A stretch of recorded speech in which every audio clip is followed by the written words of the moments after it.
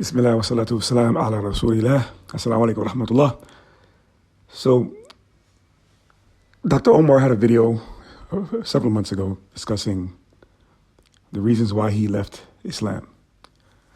And I wanted to touch on it because most of the responses that I've seen have failed to address a few particular points that cause his reasoning to fall short. In the beginning of the video, in this interview that Dr. Omar had with on a podcast, he states that one of the reasons, from amongst the reasons that he left Islam, is because they focused on Arabic. They focused on Arabic. They encourage people to learn the Arabic language. Why is that a problem? I mean, the Quran is a book in the Arabic language. If one wants to understand the Quran, it behooves one, it's in one's best interest to understand the Arabic language. So why is this a problem? When I was a Christian, this was one of the gaping holes in Christianity. It was that many, if not all actually, as a religion, a modern Christian religion, there's no biblical text that exists that was in the original Aramaic. No one speaks Aramaic. And very few people speak Hebrew. All right? So you had the various layers of obfuscation that cloudy or muddy the waters from the time when Jesus spoke to present day, 2024. All right, so when you try to look back to understand the teachings of the Bible, and in particular with the New Testament as it pertains to Jesus, and in the Old Testament as it pertains to all the prophets before him, who spoke Hebrew, right? There's a huge gap in terms of the potential to understand the religion. So there has to be a lot of effort that's made in order to understand it. Because the further one goes back or tries to get to the original text, the one realizes that there are a lot of contradictions and holes in the prevalent narrations about the prophets, both in the New and Old Testament. And you realize that's a major problem. But if you have a book that is in its original language, and people today still speak that original language, why wouldn't you want to learn Arabic? So that's the first issue with Dr. Omar. I mean, seriously. The other issue, he said that the Muslim community that he grew up in seemingly ignored the plight of African Americans. I don't know what community he grew up in, but this is a very narrow or subjective view, obviously based on his experience. But I have a hard time believing that. On the one hand, Islam is not an Arab religion. It's a religion for everyone. Now, was the prophet, the main prophet, the Prophet Muhammad, was he an Arab? Yes. Was the message initially sent to those people who are around him? Right? And those were Arabs.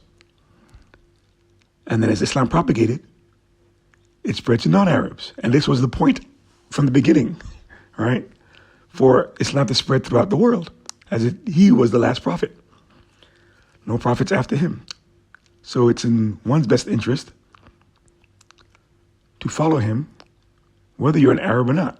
And his message is explicitly for everyone. So again, I have a hard time understanding or envisioning what community he grew up in where they seemingly ignored the plights of African Americans and focus more on the plights of, I guess, Arabs? I don't know. I'd like to know where he grew up. So maybe there were some issues at that particular community wherein he grew up, but that's certainly not the case. I mean, for example, if he really was so concerned about the African American plight and its relation to Islam and how Muslims could solve those problems within the African American community, well, there are many cities in the United States that are filled with African American converts and mosques and masajid that are run by African Americans, and the communities in those cities are filled with African American converts and first and secondary, sometimes even third generation Muslims. For example, Philadelphia, right? I think Philadelphia is probably the leading city for African American converts in Islam. All right, New York, Brooklyn is another one, but I think it's somewhat mixed in Brooklyn. You have Chicago. All right. Atlanta has a few masajids that are predominantly African American or run by African Americans, right? Catering to everyone, but because of the demographic, it's only natural that most of the beneficiaries of Islam in that area are going to be African American, right? Those are the people in the neighborhood, and those are the people who are running the masjids. So if he was so sincere, if Dr. Omar was really concerned about it, he could have simply moved to a different community. All right. Now, there's also the followers. They're Sunni now, but the followers of Warith bin Muhammad. Right. Again, predominantly African American. All right. And then if he's such a Pan-Africanist, they have the brothers in Minnesota. So if he was so serious about, he's a Pan-Africanist. They have other communities within the United States as well, such as Minnesota, if I'm not mistaken, or in Michigan, that have large communities of Africans who are Muslims, the Somalis, for example. So again, another argument of his, it falls flat. If someone doesn't want to be Muslim, fine. There's no compulsion in the religion. But don't make up excuses. You have reasons for not being Muslim that are easily answered or easily resolved. They're all right there. And it seems that his reasons for, as he said, he had to leave Islam, he had to leave the masjid, his reasons are superficial and poorly thought out. It shows that he had a very poor understanding of Islam. But I'll stop right there. But yeah, those are the main arguments. I could say more, but those are the main ones. And I advise him to return to Islam, because every single problem that he is trying to resolve for African Americans, all of them can be solved by Islam. All of them, without exception. If African Americans, Europeans, Latinos, everyone in between converted to Islam, they would solve their problems.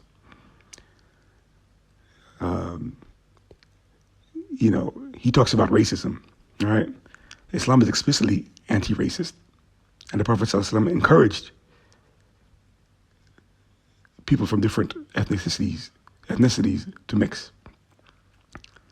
All right. Islam explicitly teaches that Adam, the first man, was black.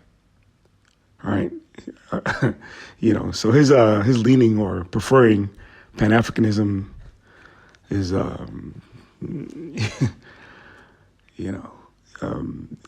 there are many, many religions in Africa. So what religion does he belong to? Is he going to pick a religion from East Africa, or a religion from Central Africa, or a religion from West Africa, or South Africa? They're all different. Moreover, they speak different languages. Whereas Islam, it comes with one language and one message for everyone to practice in a uniform manner, and thereby uniting the people, the adherents to that religion, right? So I advise Dr. Omar to return to Islam. Racism is solved with Islam. The problems within the black community, such as, single parent households, That's solved in Islam when people practice Islam properly. Whether it's substance abuse, that's solved in Islam. Alcohol, drugs, promiscuity, single-parent households, etc. Again, all of those things solved with Islam. So, come on, Dr. Omar. I'm sure you can do better, and I invite you to return to Islam. So hopefully someone would hear this message and share it with him, and perhaps we can discuss. So anyone needs some advice in any other topic, remember, whether you're Muslim or not, the advice will be given from a Muslim's perspective. You just have to ask by sending an email to muslimadvicechannel@gmail.com. Please like and subscribe.